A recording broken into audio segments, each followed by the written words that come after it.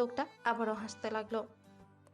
সবাইকে স্বাগতম আমাদের নতুন কোম্পানি মন্ত্রী গ্রুপ ইন্ডাস্ট্রি অ্যান্ড উদ্বোধনী অনুষ্ঠানে, যা এটা 5 বছর ধরে অনলাইনে গ্রুপ নামে পরিচিত ছিল।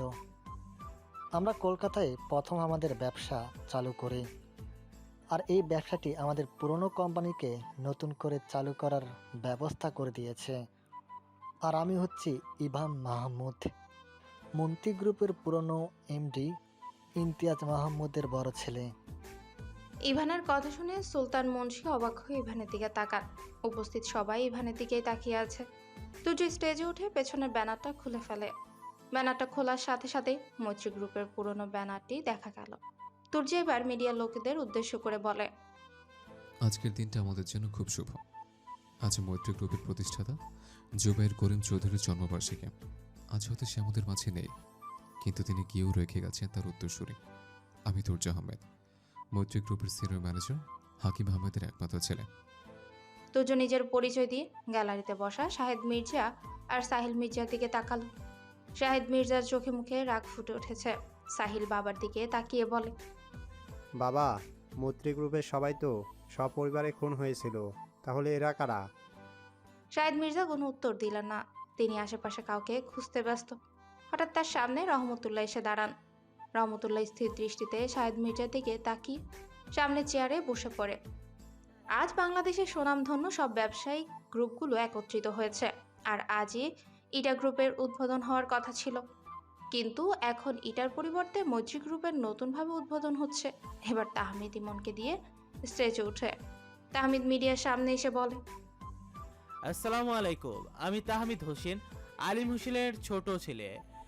আমার বড় দুই ভাই তাহসান হোসেন আর তাসিন হোসেন মৈত্রী গ্রুপের সিনিয়র পদে ছিল। তারা ক্লথ সেক্টরে বিজনেস করত, কিন্তু আমি ফুড সেক্টরে বিজনেস করেছি। আমার আলাদা রেস্টুরেন্ট আছে যার নাম মিষ্টান্ন ভোজন। মিষ্টির পরবর্তী আমি বিভিন্ন ধরনের খাবার তৈরির কাজ করছি। মিষ্টান্ন ভোজনের 2টি শাখা খোলা হয়েছে। এখন মৈত্রী গ্রুপ যেহেতু শুধু একটা সেক্টর নিয়ে কাজ করতো না, সেখানে কাপড়, ওষুধ, ইলেকট্রনিক ডিভাইস সহ বিভিন্ন সেক্টর ছিল। কিন্তু এই নতুন মৈত্রী গ্রুপে আমরা ভিন্ন ভিন্ন সেক্টর রাখছি। ইমন বলল, আমাদের নতুন গ্রুপের প্রধান আকর্ষণ স্কিন। আমরা স্কিন প্রোডাক্ট তৈরি করছি, পাশাপাশি এখানে স্কিন থেরাপিও দেওয়া হবে। আর এই সেক্টরটি একদম নতুন সেক্টর, আর এখানে কাজ করছে ইভান মাহমুদ। তবে আমাদের কাছে একজন স্কিন স্পেশালিস্টও আছেন। আপনাদের পুরনো মৈত্রী গ্রুপেরও ইউনিটের পরিচালক জুবাইর করিম চৌধুরী বাতিজা ডক্টর আরাফ চৌধুরী। পাশাপাশি ফুড সেক্টর থাকবে তাহমিদ হোসেন, ক্লথ সেক্টরে থাকবে তুর্য আহমেদ এবং আমি ইমন মাহমুদ। আর আমি মৈত্রী গ্রুপের বি ইউনিটের নতুন এমডি। মিডিয়া সবাই ইমনকে বিভিন্ন প্রশ্ন করতে লাগলো। ইমন হাতের ইশারায় আহনাফ আর আরাফকেও ডেকে আনে। আহনাফ স্টেজে এসে মিডিয়ার উদ্দেশ্যে বলে, আর আমি আহনাফ চৌধুরী, মিত্র গ্রুপের এই ইউনিটের নতুন এমডি। আমাদের সেক্টরটি ডেভেলপিংয়ের কাজ করছে। আমরা আপনাদের প্লটে আমাদের নিজস্ব অর্থায়নে নতুন নকশায় বাড়ি নির্মাণ করে দেব। সাহিল মির্জার আগে গজগজ করতে করতে উঠে দাঁড়ালো। সে দাঁতে দাঁত চেপে বলল, একটা ছোট কোম্পানি এতগুলো সেক্টর কিভাবে খুলেছে? পাশের একটা লোক বলে ওঠে,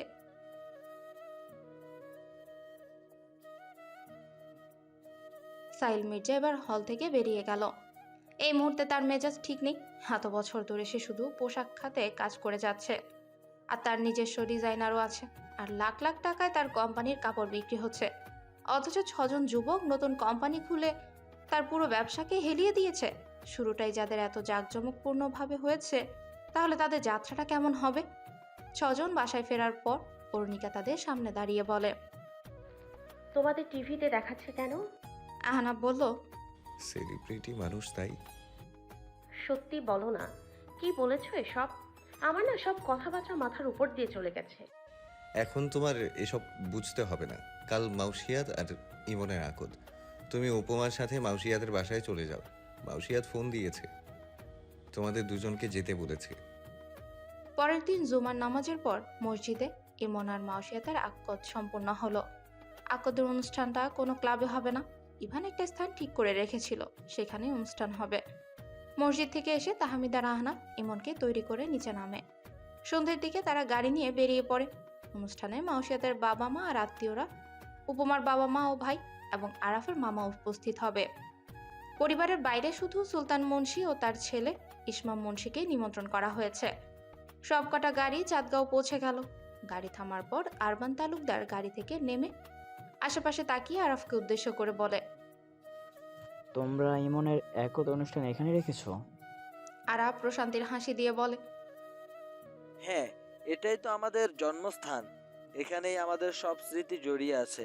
এখানে থাকা মানুষগুলো তো আর বেঁচে নেই, কিন্তু আমরা চাই আমাদের ইট পাথর আমাদের মিলন মেলার সাক্ষী হোক।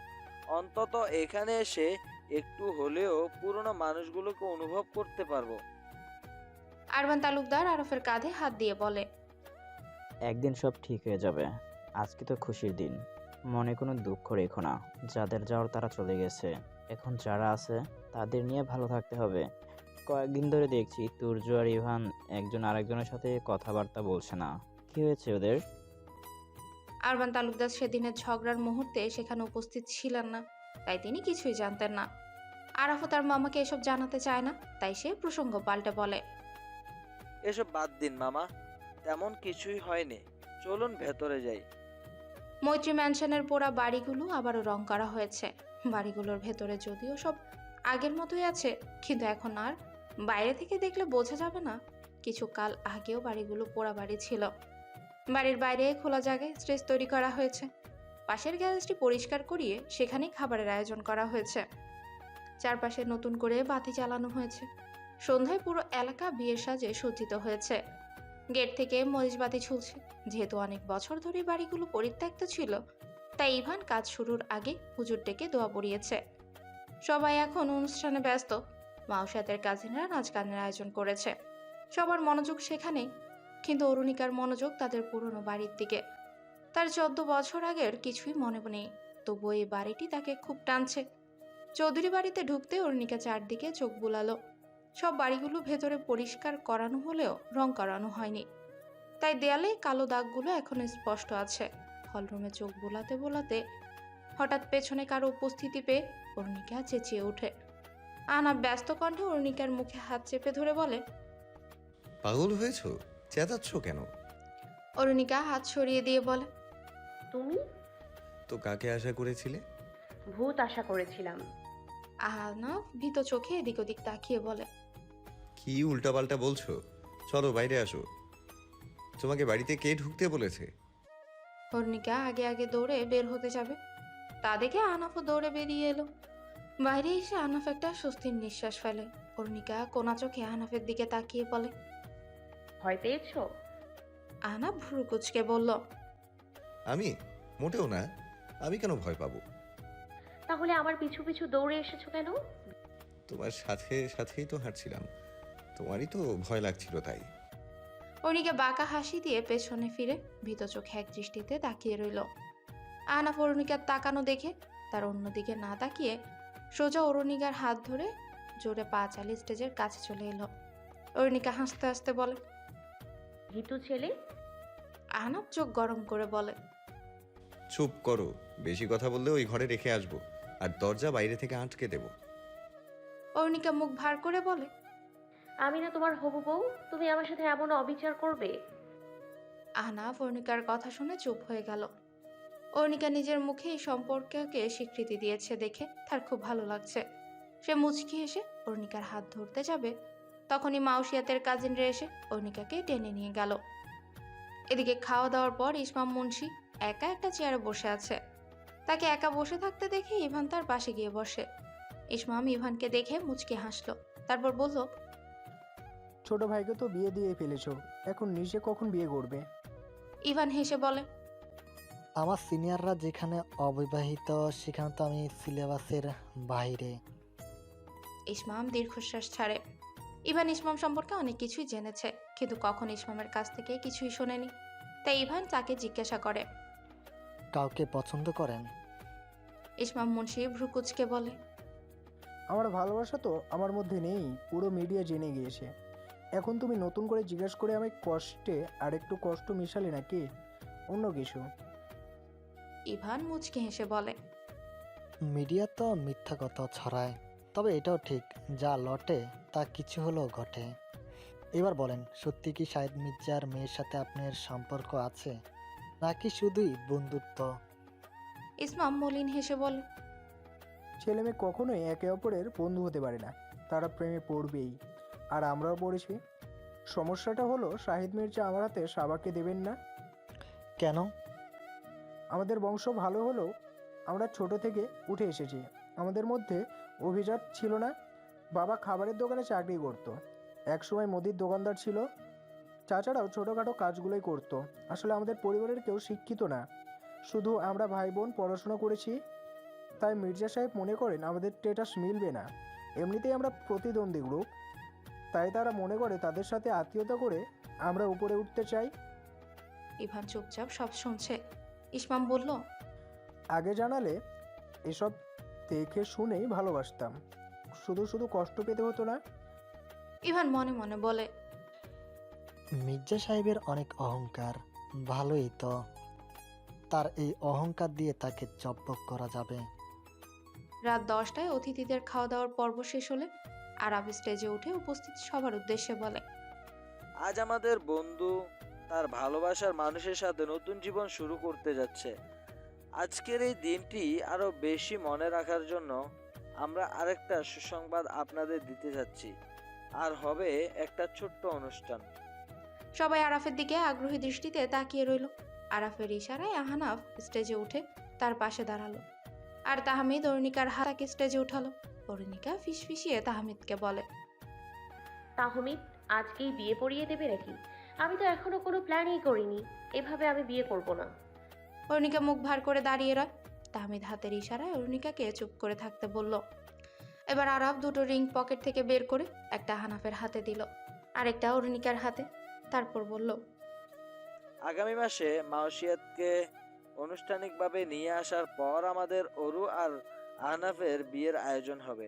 তবে আজই তাদের এঙ্গেজমেন্টটা রেখেছি। এটাই ছিল আজকের সারপ্রাইজ। অরুণিকা আর আহনাফ মুখোমুখি দাঁড়ালো।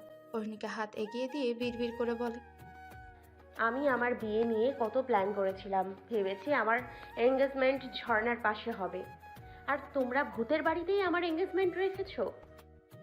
আহনাফ আর চোখে আরাফের দিকে তাকালো। আরাফ মুচকে এসে তাড়াতাড়ি রিংটা পরিয়ে দেওয়ার জন্য ইশারা করে। আহনাফ রিং পরিয়ে দেওয়ার পর অরুণিকা আহনাফের আঙ্গুল ধরে বলে, এক শর্তে আমি তোমাকে রিং পরাবো।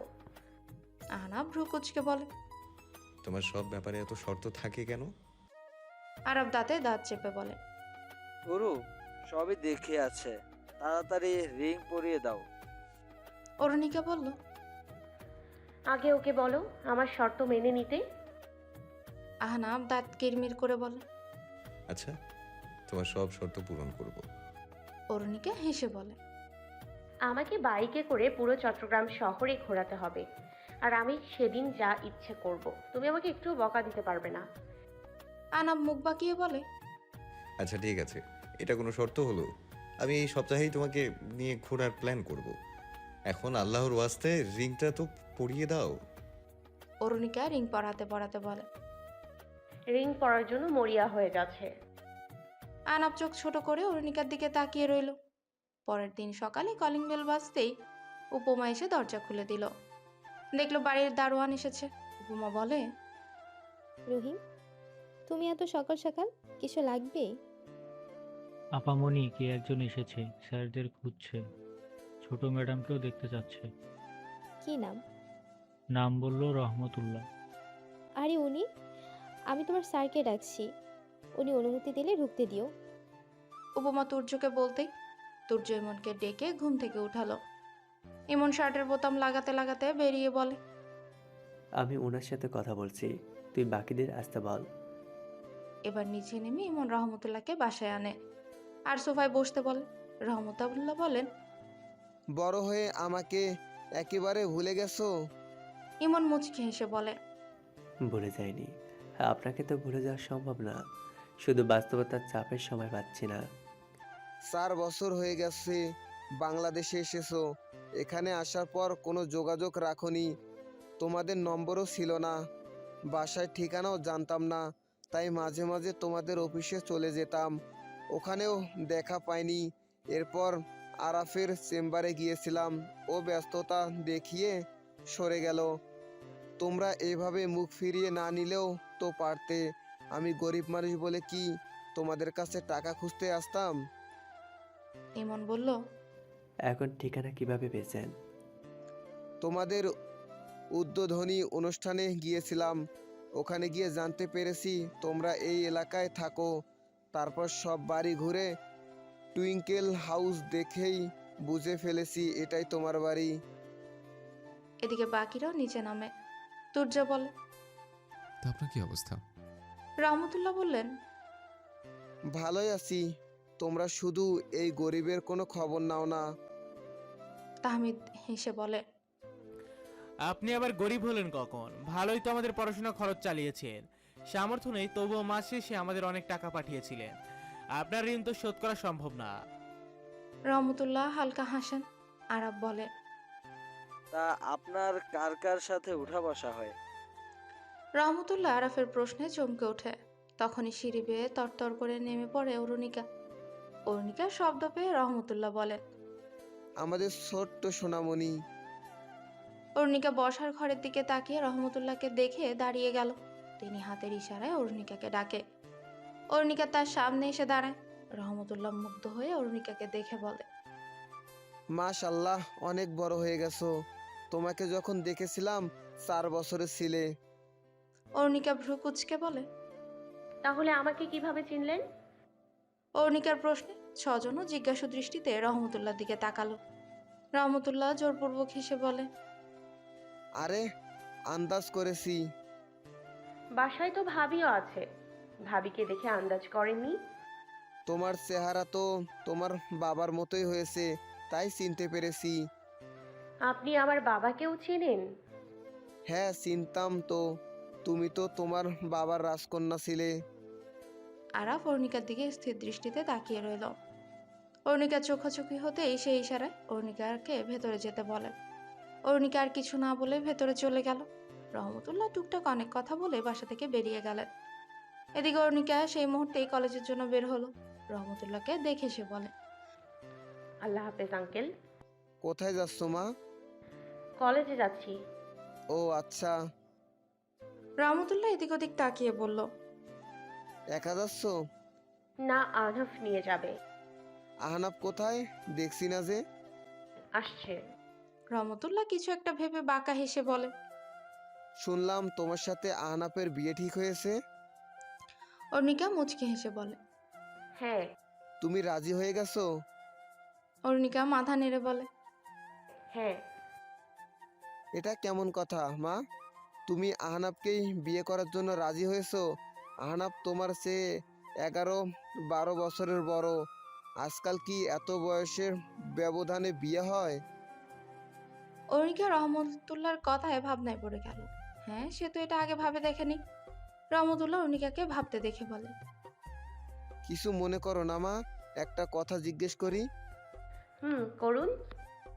তোমার কি আহনাফকে পছন্দ? মানে তুমি কি ওকে ভালোবাসো? না তো। তাহলে বিয়েতে কেন রাজি হয়েছো? আরাফ সিদ্ধান্ত নিয়েছে, ও চায় আমার আর আহনাফের বিয়ে হোক। ব্যাস, এতেই রাজি হয়ে গেছো? হ্যাঁ। রহমতুল্লাহ এবার দীর্ঘশ্বাস ফেলে বলে, সম্পত্তির লোভ মানুষকে কি থেকে কি বানিয়ে দেয়। একটা বাচ্চা মেয়ের সাথে এত বড় ছেলের বিয়ে দেওয়ার সিদ্ধান্ত নিয়ে ফেলেছো। কিছু মনে করো না, তোমার তো মাত্র 18 হয়েছে। এত তাড়াতাড়ি কেউ বিয়ের সিদ্ধান্ত নেয় না। তোমার কি পড়াশোনা করার ইচ্ছে নেই? ক্লাসের সবাই তোমাকে বিবাহিত মনে করবে। তোমার স্বপ্নগুলো কখনো পূরণ হবে না। বিয়ে তো একটা দায়িত্ব। কিন্তু তোমাকে দেখে মনে হচ্ছে বিয়েও এক প্রকার ব্যবসা হয়ে গেছে। আজকাল টাকার জন্য মানুষ সব করতে পারে। অরুণিকা ভ্রু কুচকে বলল, আমি আপনার কথাটা বুঝতে পারলাম না। ব্যবসা মানে? আরে, তোমার বাবাদের ব্যবসায়িক গ্রুপটা আবার চালু হয়েছে, শুনোনি? হ্যাঁ, শুনেছি। তার সাথে আমার বিয়ের কি সম্পর্ক? শুনো, মৈত্রী গ্রুপ 2টা ইউনিট। বি ইউনিটের 50 ভাগ অংশ ইমনের নামে, আর বাকিগুলো তুর্য আর ইভানের। আর এই ইউনিটের 50% অংশ তোমার নামে, বাকিগুলো আরাফ, আহনাফ আর তাহমিদের।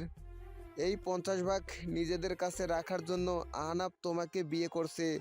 তুমি অন্য কাউকে বিয়ে করলে সেই 50% অন্য কারো হয়ে যাবে। এখনো বুঝোনি? অর্ণিকা চুপ হয়ে গেল। সে চিন্তিত